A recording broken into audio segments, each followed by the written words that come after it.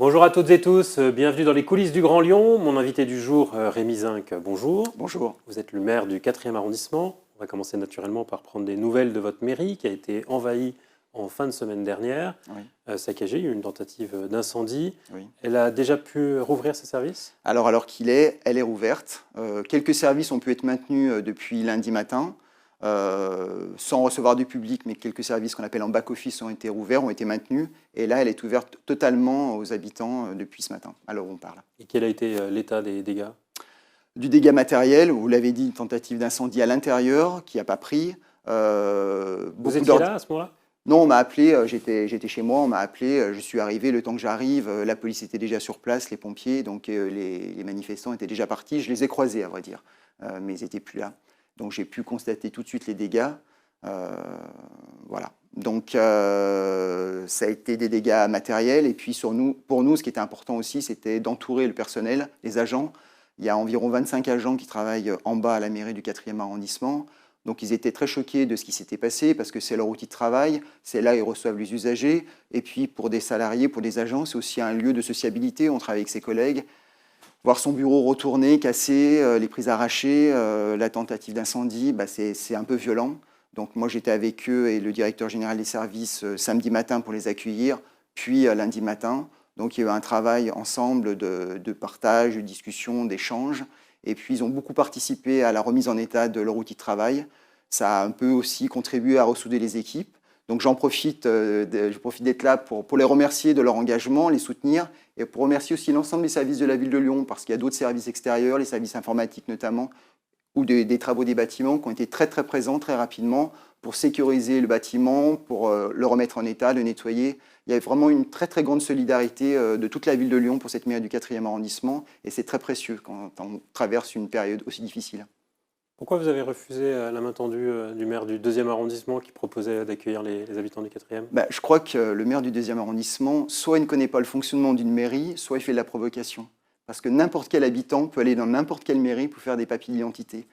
Et ça existe depuis toujours. Donc ce n'est pas la peine qu'il propose son aide à grand renfort de communication, puisque les gens le savent déjà, et ils le font déjà, en fonction de leur travail, de l'endroit où ils habitent, de la facilité d'accès et de la rapidité du service.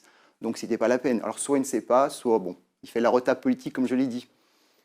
Un mot sur les responsabilités. Vous avez croisé les auteurs. Qui ils étaient?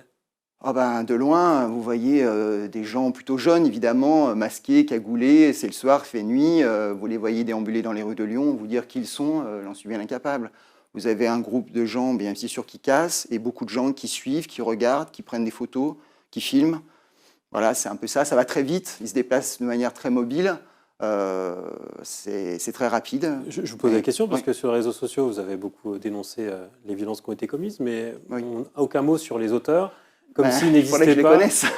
Faudrait que je les connaisse. On a bien Oui. compris qu'on avait des groupes qui étaient antifa, des groupes qui étaient dans la mobilisation contre la réforme des retraites.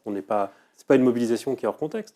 Oui, mais ce n'est pas une mobilisation qui est encadrée par un groupe, une association, un groupe déjà identifié, très connu. Je crois que c'est plutôt assez informel, se mêlent des jeunes la plupart du temps, mais des moins jeunes, qui sont contre la réforme des retraites, bien entendu.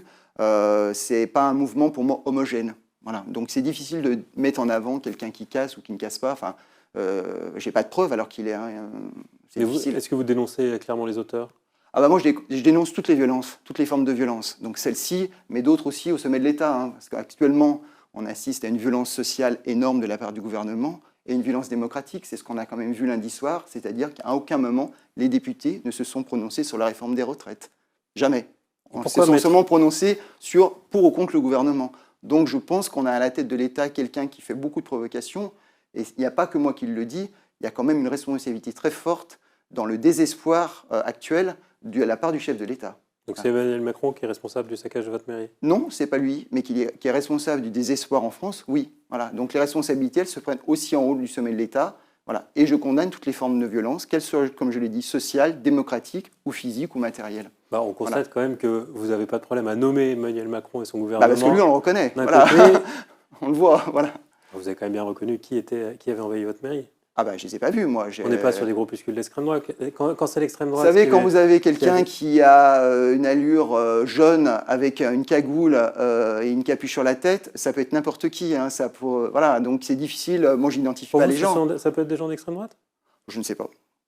Je ne sais pas. On voit le maire de Lyon monter au créneau pour dénoncer les violences d'extrême droite quand elles sont commises. Les Pourquoi violences ne d'extrême pas droite, dénoncer elles sont des différentes violences parce que qui vous viennent avez des clairement de l'extrême gauche? associations d'extrême droite à Lyon qui sont clairement identifiées, qui sont des associations avec des locaux ouverts, voilà, qui sont dans des espaces de la ville qu'on connaît, qui sont identifiés, et ils ont un mouvement structuré. Là, c'est totalement informel. Je suis persuadé que si la police a arrêté les gens et qu'ils sont présentés devant le juge, vous avez des gens, on l'a déjà vu, qui n'ont jamais été identifiés dans des manifestations, qui ont des casiers judiciaires vierges, qui sont entrés dans ce mouvement-là par colère, mais sans précédent, je veux dire. Donc, on ne sait pas. Pour moi, c'est très informel. J'ai l'impression que vous avez toujours beaucoup d'indulgence pour les violences quand elles viennent de l'extrême gauche ou des militants écologistes radicaux. Non, je crois qu'on ne peut pas me faire ce procès, parce que moi, je suis contre toutes les violences. Voilà. Donc, je le redis, qu'elles viennent de l'extrême droite, de l'extrême gauche ou de l'extrême centre, voilà. Je me souviens de votre réaction quand la peinture de Van Gogh avait été aspergée. C'est pas la même chose, hein. Parce qu'il y a une vitre, voilà. Et les gens qui ont fait ça savaient très bien qu'il y avait une vitre, donc ils l'ont fait pour choquer, pour interpeller. C'est pas la même chose la désobéissance civile que la violence, voilà. Ou lorsqu'il y avait eu des pétards contre la mairie du 4e après la premier tour de la présidentielle. Je les ai pas approuvés, je crois. Non, mais vous aviez parlé de frustration légitime. Ben oui, quand on se retrouve au deuxième tour à avoir le choix encore entre l'extrême droite et cette politique actuelle, je comprends qu'il puisse y avoir une frustration. Après, la réponse n'est pas forcément celle-là, c'est évident. Moi, je suis plus pour une réponse non violente. Vos opposants vont vous dire, notamment Franck Lévy sur les réseaux sociaux. Oui, de manière assez pathétique d'ailleurs, je trouve, de sa part. Mais bon, ça n'a pas été, je tiens à le dire, ça n'a pas été la réaction de tous les gens des groupes politiques d'opposition à Lyon. J'ai reçu des SMS de soutien, des messages de soutien, des courriels dans tous les groupes de notre opposition. Voilà. Je ne vais pas dire qui, peu importe, c'était discret, c'était sympathique, ça a été apprécié. Après, vous en avez quelques-uns qui n'ont pas pu s'empêcher de considérer que c'était l'arroseur arrosé. On n'a jamais soutenu les violences. Voilà. Qu'ils le sachent, qu'ils l'entendent. C'est aussi le discours d'Anne Bruniera, députée de Lyon, macroniste, qui dit « Vous laissez les élus justifier la violence, vous ne dénoncez jamais l'ultra-gauche ». Vous ne le faites pas aujourd'hui non plus d'ailleurs. La condamnation de la violence ne peut pas être à géométrie variable. Oui, mais c'est son point de vue. Elle fait de la politique, elle fait de la communication. Elle défend le gouvernement. C'est son choix, c'est le choix de ses électeurs, peut-être. Je pense qu'on condamne toutes les violences. On l'a dit depuis le début, que ce soit le maire de Lyon ou l'ensemble des élus. Je ne pense pas qu'il y ait de complaisance. Un mot des projets de la mairie du 4e arrondissement. Oui. Là, on a vu la presqu'île à vivre. Finalement, vous allez lancer cette année un projet de piétonisation qui va être restreint à la rue du Mail. Vous n'êtes pas déçu d'avoir aussi peu de moyens ou d'ambition pour le plateau de la Croix-Rousse ? Bon, on aurait pu avoir plus, mais pourquoi pas. Enfin, je pense que ce qui est important, c'est le service rendu à l'ensemble des habitants. Tous les habitants de la métropole, pratiquement, viennent une fois par semaine sur la presqu'île. Ils ne viennent pas forcément sur le 4e arrondissement. Donc, on reste plutôt dans un quartier à vivre pour nous que dans un quartier de centre-ville, comme est le 2e arrondissement ou le bas du 1er. Donc, on aura une partie qui sera piétonisée probablement, ça va être soumis à concertation, et une déambulation entre l'ouest et l'est qui passera par la place de la Croix-Rousse, à un moment, la rue du Mail, en allant vers la place Tabarot. On verra l'ampleur du projet et la qualité qu'on peut y mettre en fonction du budget qui nous est accordé. En matière de concertation, vous avez reçu les résultats de la concertation sur le boulevard de la Croix-Rousse. Oui. Qu'est-ce qu'il faut en retenir ? Alors, il y a une concertation qui a été assez importante, une participation qui est je trouve, assez correcte, avec... la difficulté, c'est l'intégration de la piste cyclable sur le boulevard de la Croix-Rousse. C'est ça qui fait beaucoup débat. Sur ce qui est de replanter des arbres, de refaire les trottoirs, de changer l'électrification du marché ou l'implantation du marché, ça fait l'unanimité. Bon, ça, c'était pas compliqué à le comprendre. Refaire un trottoir, planter des arbres, les gens sont favorables à ça. Après, c'est l'intégration de la piste cyclable qui est obligatoire puisqu'on rénove le boulevard, qui fait un peu débat. Est-ce qu'on met une piste de chaque côté? Est-ce qu'on met un double sens d'un côté? Les deux scénarios sont un peu compliqués, j'avoue, en termes de conséquences sur la vie du quartier. C'est un boulevard qui est beaucoup utilisé. Bien sûr, les piétons, mais aussi le marché presque tous les jours, la vogue, des passages de bus. Donc la concertation amène quelque chose pas très tranché, à vrai dire. Voilà. Donc on verra un peu... jusqu'où on ira et ce qu'on peut sortir de ce scénario-là. Pour finir, le logement social, vous estimez qu'il n'y en a pas assez sur le 4e arrondissement. Oui. Vous vous assumez de vouloir construire. Alors, on a beaucoup parlé du collège Maurice Sèvres. Oui.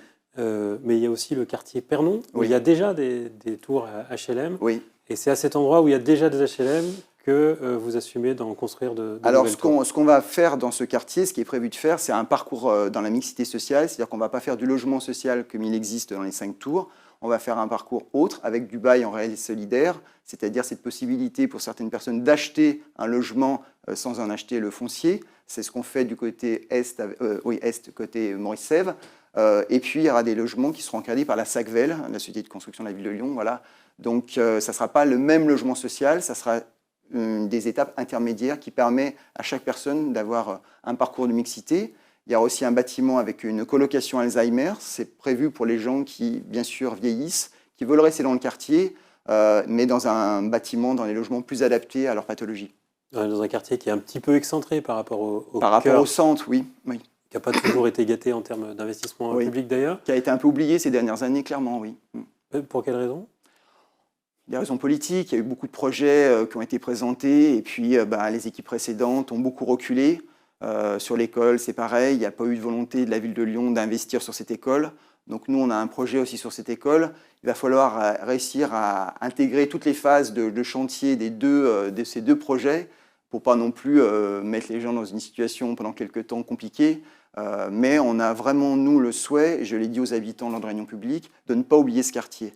Dernièrement, on a réussi, c'était attendu depuis, toujours presque, à avoir l'ouverture de la piscine Saint-Exupéry une partie de l'été, puisqu'elle fermait au mois de juin.